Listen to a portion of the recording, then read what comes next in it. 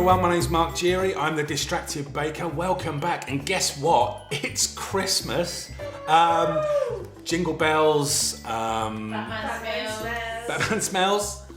Robin flew away. And Father Christmas apparently lost his whiskers on a Saturday.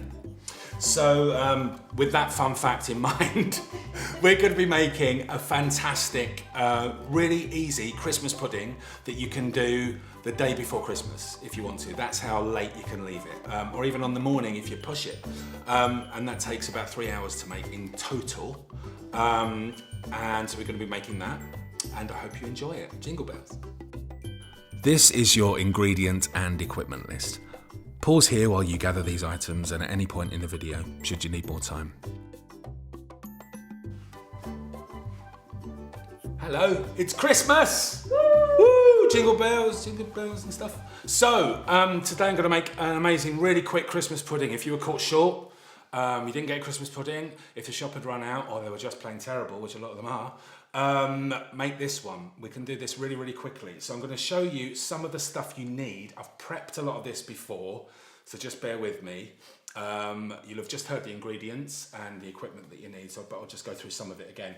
Most important thing you're going to need are some of these. These are pudding basins. You can get these from Lakeland. I shouldn't really be advertising shops, but Lakeland is the best place for them. And what the good thing about these is the lids clip on, so when you steam them, it's just much easier. Sometimes if the lids are quite tight, you don't even have to put anything else on, but I'll show you what we're going to do with that in a minute. So these are the 0.6 litre, and these are the 1.2 litre.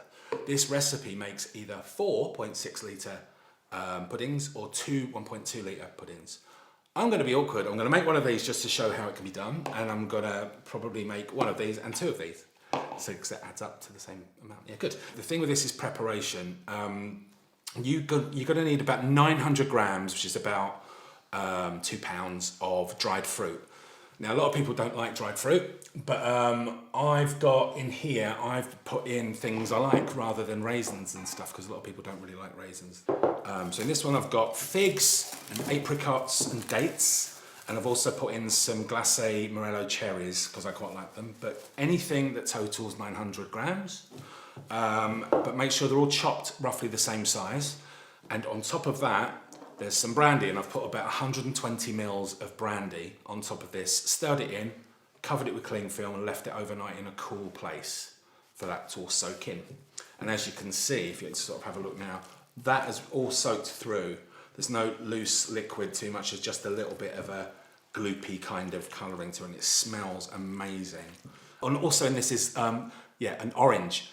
So you've got orange juice and the zest of one orange. And to get the zest off an orange, just use a little grater and just make sure it's the outside of the orange. Don't go too deep because it's not very nice. So just use the very outside. For an alcohol-free, just substitute the liquid for some apple juice, some orange juice, any other kind of juice.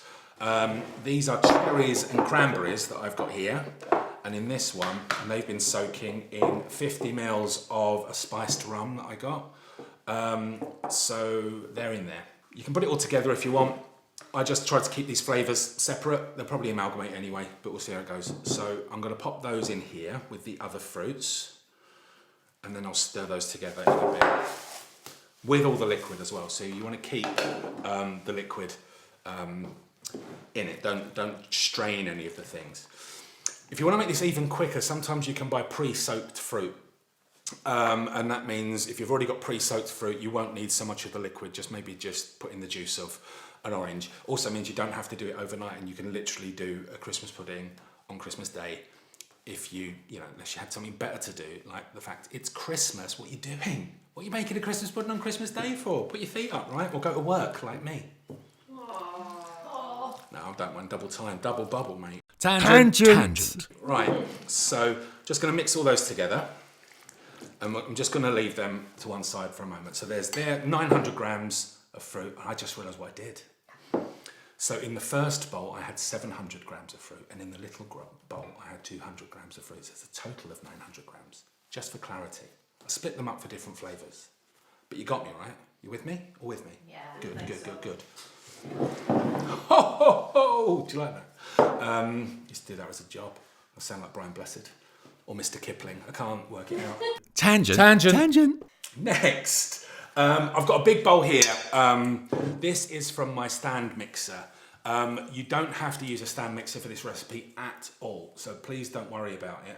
But I'm running out of bowls and we're a little bit short on time. So what I'm going to do is in this bowl, I'm going to put, I've got 225 grams of butter that's quite soft. Doesn't matter if it's salted or unsalted, really. People are really fussy about that, unless it's for something that you really don't want anything salty in it at all. It's not that salty, so it's a slightly salted 225 grams of butter, got in there. And in there as well, we have 225 grams of soft brown sugar. So I'm going to pop that in there as well. And now what you need to do with this, if you've got a spoon, you just start stirring that away until it becomes pale and fluffy. Or actually, if you've got what's it called, an electric whisk or something like that, use that too. That's perfectly good. That's probably the easiest way. But I'm going to use the stand mixer because it's just an opportunity to show you how to use it anyway. So let's move this out of the way. So on here, you lock that in place. This is the paddle beater with, this makes sure that all this scraping stuff on the edge, it all comes off properly. All the scraping stuff on the edge. I don't even know what that meant. Scrapings. Tangent. That'll be a tangent. Bring that down. And then what we're going to do is just going to turn that on. And start beating all that together. Do it slowly at first, otherwise it flies everywhere. So.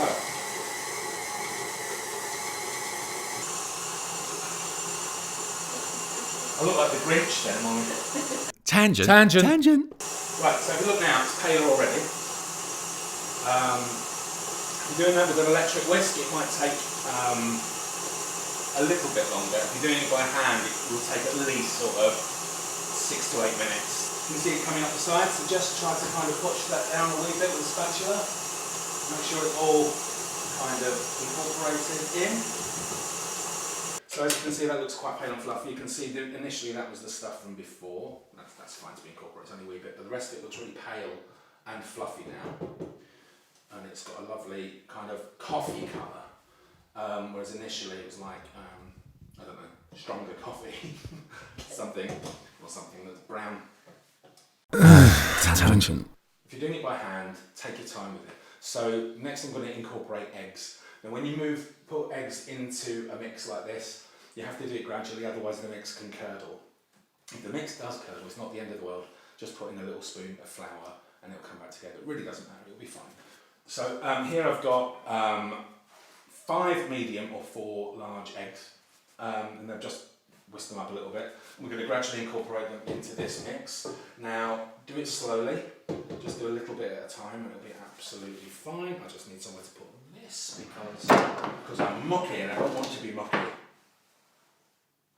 Everything sounds dirty today. Right, I'm going to get this in. So I'm just going to bring that down. On a low, just put it on the first setting and then just add a little. You see there? Until that got on, and just heat it up slightly. One at a time. The equivalent of 1 egg at a time. Once that's in, nearly there. This is where beating the sugar and butter really helps. It incorporates much better than if you don't. It can be quite lumpy. When we did the Victoria sponge, it didn't really matter so much if it went curdled. This you really want to try and get it together if you can. So that's the end of that. Okay, so it's pretty much coming together now. It's slightly curdled, but it's near enough there. And the thing is, I'm going to incorporate the other things anyway. And actually, when I add the alcohol through, it's really not going to curdle again. So we're going to stop it there. We're going to do that. We're going to bring that up. As you can see, it has, it's kind of separated very slightly. If you can see that in the mix. But again, nothing to worry about. That happens with certain recipes. I'm not, like, as I said, the most technical baker.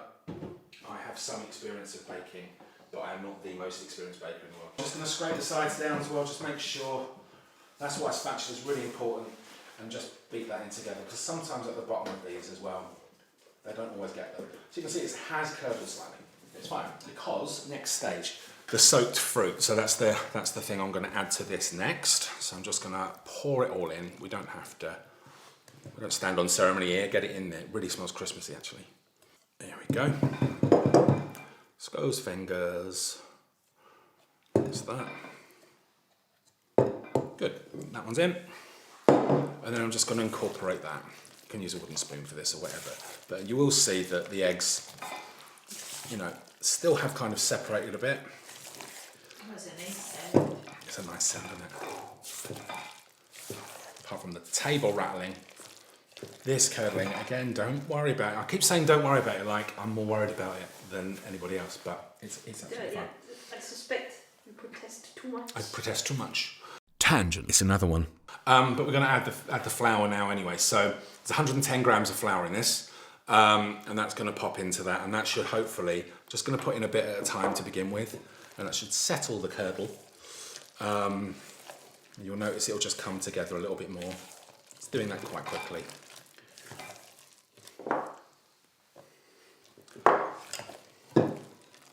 There we go. There we go. You see, it's not really as curdled. It's still curdled. It's still curdled. I think it's going to be fine anyway, honestly. So I'm going to add the breadcrumbs. So this is 110 grams of fresh breadcrumbs. Do not use like those yellow things that you can find in the shop, like to cover. They're awful. One, they should be illegal. They should be banned, just for the aesthetic. Generally, but also they just won't work in this at all. Use fresh breadcrumbs. There's a couple of ways of doing it.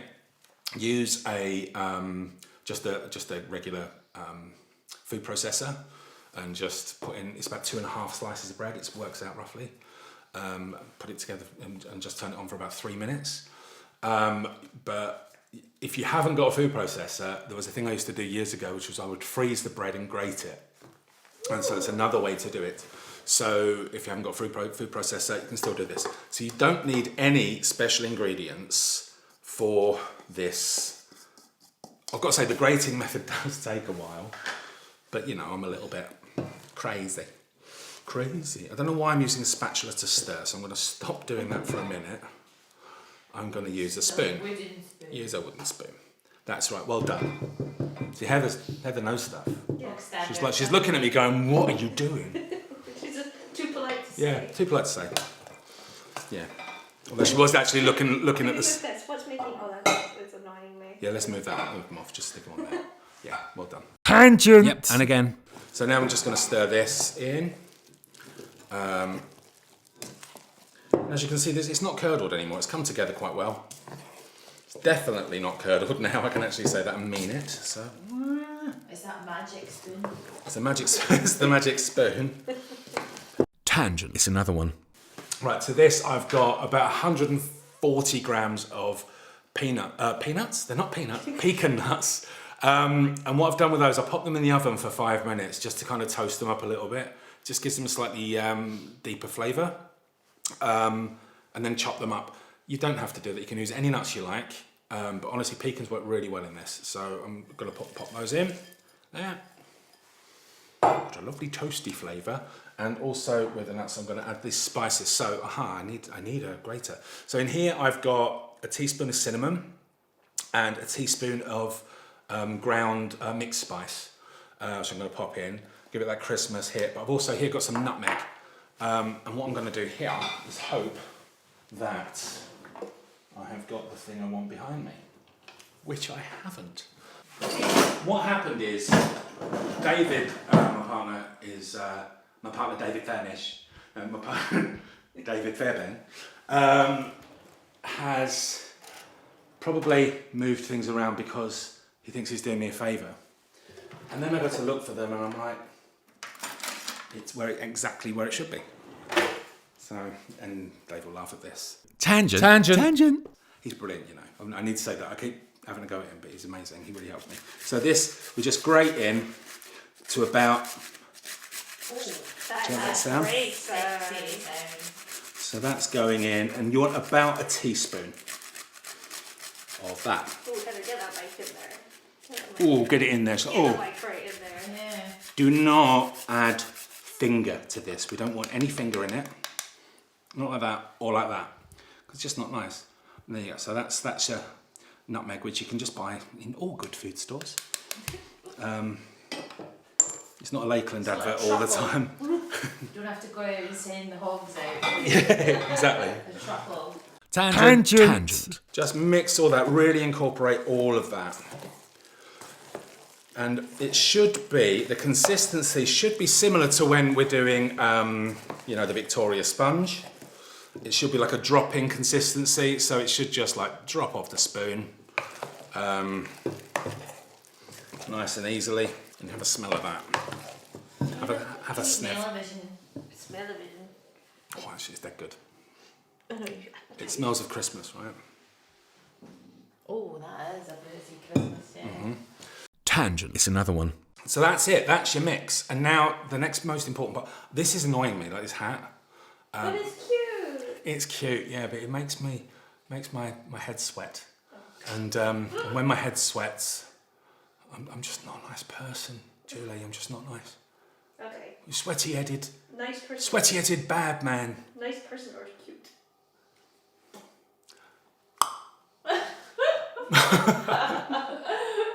Tangent. Tangent. I'm going to take this off. Right. Okay, good. So, so if you haven't got one of these or one of these things, you can use a metal pudding basin, or you can use a Pyrex one. As long as it's heat proof, it really doesn't matter. So what I'm going to do with this, probably going to go back to spatula at some point. So we just start filling these up. Oh no, we don't. There we go. Look, anyone who think I had ADHD and I forgot stuff. Try and butter them a little bit. So this is an old bit of butter paper that's still got butter attached, which I love. So I'm just going to go in and just butter these. They've been cleaned as well. So another thing people sometimes do is they'll buy them straight from the shop and then just use them. Oh, Yeah. And it's never a good idea. They've probably got chemicals and all kinds of stuff all over them. Wash them. And the good thing about these, even though they're plastic, they last years and years and years and years. So they'll they're be not. swimming about. There won't be. And Yeah. there's no humans left. Thanks, Heather. It's just made me guilty. They'll These be are multi-use plastic, not single-use. I need to point this out. Really important, right? Don't ever use I might be using cling film later, but that's about as far as it goes. And I'm going to find on all these other plastic things that are around me. But again, they're not single-use stuff. I don't try not to. Even if you've got Chinese takeaway or any kind of takeaway plastic tubs, try and reuse them. Use them for storage and everything else, or recycle them. So make sure you do that. Thanks. Tangent. Yep. And again. So now we're going to fill these up. So this is enough mix for these three. And they usually go up to about 3/4, 2/3 around that way, is about how, from what I remember. Oh, it's like Mummy Bear, Daddy Bear, or Daddy Bear and Big Daddy Bear, Yeah. and Baby Bear. Or it could be Mummy Bear, Daddy Bear, and Baby Bear's got just a couple of issues. Yeah. Could be. Tangent. Tangent. I don't know what I'm talking about. Or none of the above. So yeah, I'm just going to start filling these up, and look, and I bet I've got way more mix than I thought. Make sure it's really well incorporated. It's really important. Look at that mess. Whoa, look at that. Some of that. Right, this one. Yeah, so make sure that the mix is very well incorporated. You don't want one with loads of nuts in. Oh, also at this point, if you've got little 5p pieces for sixpences, you can pop them in the mix. Some people do that. Unless you've got really young children who are unaware of that there could be a coin in their food. It's supposed to be good luck, but it's not if you're choking on it on the way to A&E on Christmas Day. Going, he told me, the distracted baker, he told me to put money in it. I didn't. Disclaimer. Yeah, and the new 5p is the same size as the old sixpence. Chocolate one. You put a chocolate coin in. Why would you? I've been steaming it for 3 hours, and then I just don't understand. What are you, Heather? Tangent. Yeah, I've got quite a lot of mix. So But it'll be fine because they don't rise too much. These they do rise, but not that much. And so now the spatula will come in, and I'm not going to sing Spatula Boy again. But I thought that was really funny, and so did anybody else who was aged 700 or older. Well, yeah, it'll be Cliff Richard time, wouldn't it? Cliff Richard time, is that what we call it now? Yeah, he basically monopolised Christmas. The Grinch, no he's not. He's had a bad time as Cliff. Bless him, he had a hard time. Sir Cliff. And, you know, and I think that was very unfair. Cliff Richard was the Peter Pan of pop. Know that? Peter Pan of The pop. Peter Pan of pop. Peter Pan of pop. That's what I did with my rest. Pop, pop. Peter Pan of pop. I can do it without the... I'll make it more London. Peter Pan of pop. Peter Pan of pop. Tangent. One thing I'm going to do now is this. So I'm just going to tap them down a bit. Give them a bit of a bang. It'll all go through at the bottom because at the moment, if you look, there are gaps all over. So just give it a tap.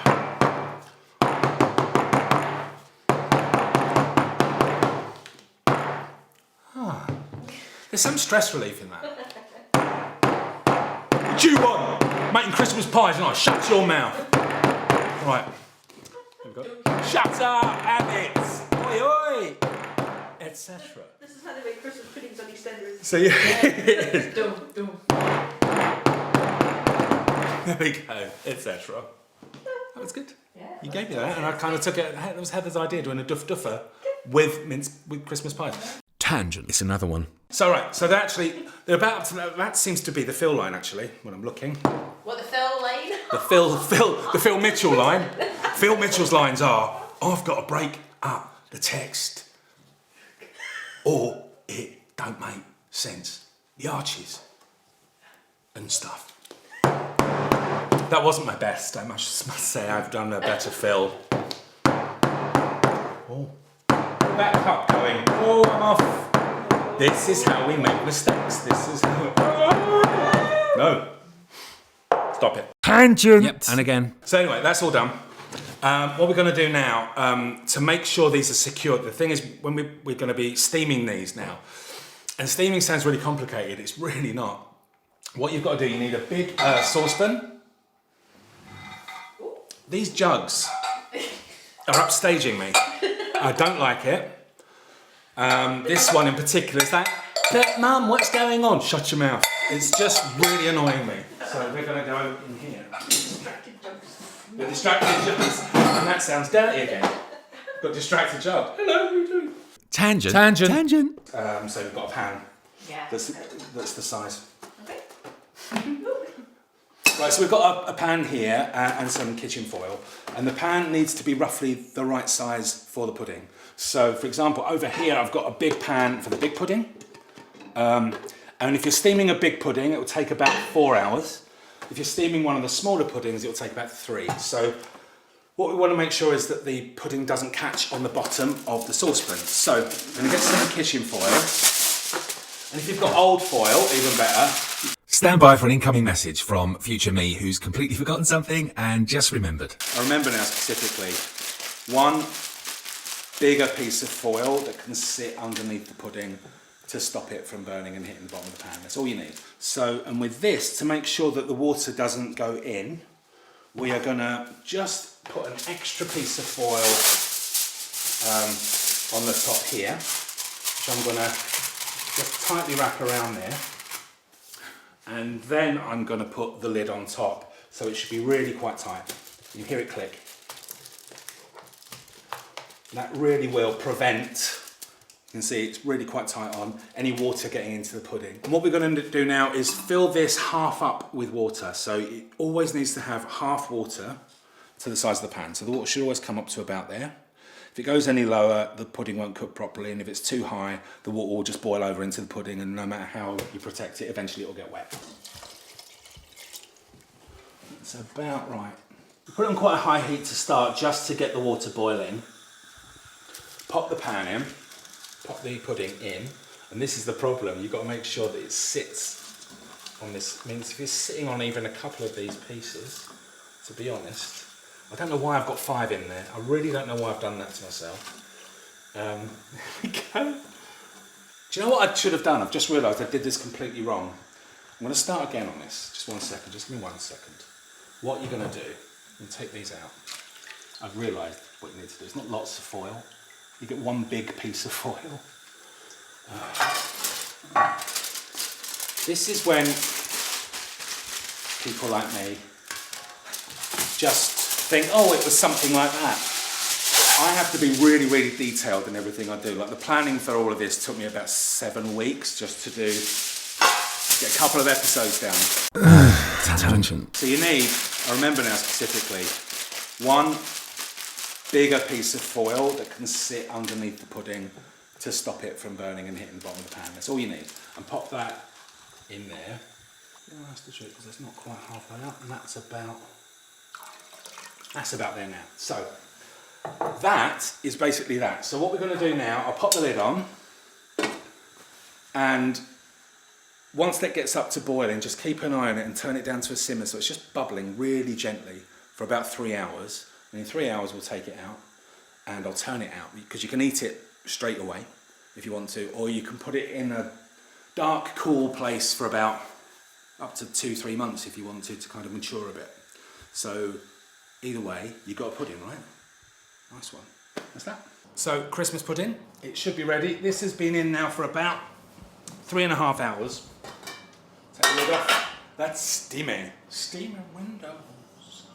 Or something. The lid came off rather too easily. Could you imagine if this was just awful? Right, I'm going to bring it over. So, I don't know. So, we take this off. Look at that. That is actually cooked really well. So, what you'll notice is it's not a really, really dark brown, almost black, like a lot of Christmas puddings are. If you decide you don't want it just yet and you've made it like a few weeks before or months before Christmas, you can put the lid back on it again and then just put it in a dark, cool place. For anything up to sort of 6-8 months, you can you can do this in March and have it for Christmas, and it'll be really good. But ideally, a good few weeks if you can. Now I'm wondering, will it turn out? Smells That's my ish. Yeah, will it actually? Look at that. And there is my Christmas pudding. I'm so happy. It looks really good, doesn't it? Archie, So- Archie, does it look good? And it smells like Christmas pudding, so that's good. But again, the depth of that flavour will change with a bit of time. So what I'm going to do, I'm going to move it into the middle because I think that's important. I wouldn't mind a picture of this. We've got to have photographs. We haven't done any photographs. Tangent. That'll be a tangent. I'm very happy with that. And you can see all the fruit through it. And it looks great. So this would probably technically serve about 4 people. But I'd have this as an individual Christmas pudding, 17,000 calories. I wouldn't put any alcohol in it. I don't drink. But the thing is, if you've cooked alcohol in a Christmas pudding, it's been steaming for over 3 hours, It's all about that will have definitely cooked out. I'm going to put a little shot of brandy. I'm going to probably put just going to pop it in the microwave for about 10 seconds, so it's warm. So we've got some warm brandy here, which I'm going to pour on top of the cake of the bread. Look at that little divot, and I'm just going to hope that might be way too much, but we'll see. See if it works. Yay! And it's on fire. I can't see it. No. Is it now? No. It's actually hot. Ow. So that's and that's your Christmas pudding, and I've got to say I'm quite happy with that. That looks alright, doesn't it? And it was dead easy to put together, and you can actually make that on the day. That's ready to serve 3 hours later, but you know, you'd have to be mad really to want to cook a Christmas pudding on Christmas Day, unless your mate's doing your dinner, or your mum's doing everything, or your dad's doing something else, and you could just contribute by making one pudding, you lazy so-and-so. Eh? Think on. Tangent. Yep. And again. I'm going to just cut this up. Oh God, this is nice. By the way, it's June, so no, it's not. So I'm going to cut it in half. You can just have a look through that and see the fruit and the nuts and things. That is proper good. Yeah. And again, it will darken if you store it for a couple of months, or even for a month. That'll get darker and darker, and it'll be almost black. But we're going to just take a piece off, and we're going to have a taste of that. And I'm going to tell you what I think, honestly.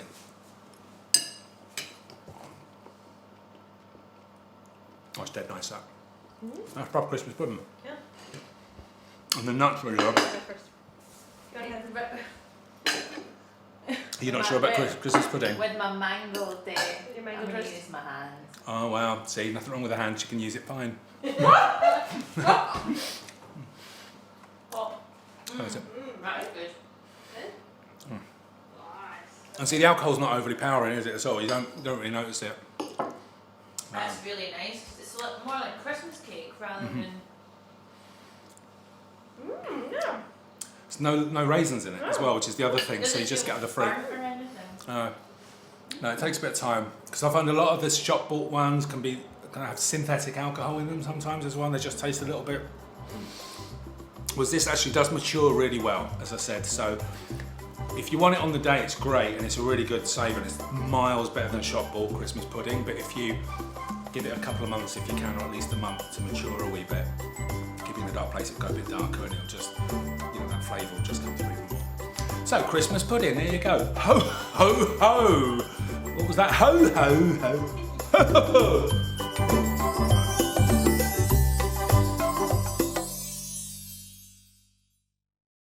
Don't forget to subscribe on the link below, The Distracted Baker, and follow us on Instagram at Distracted Baker for more recipes.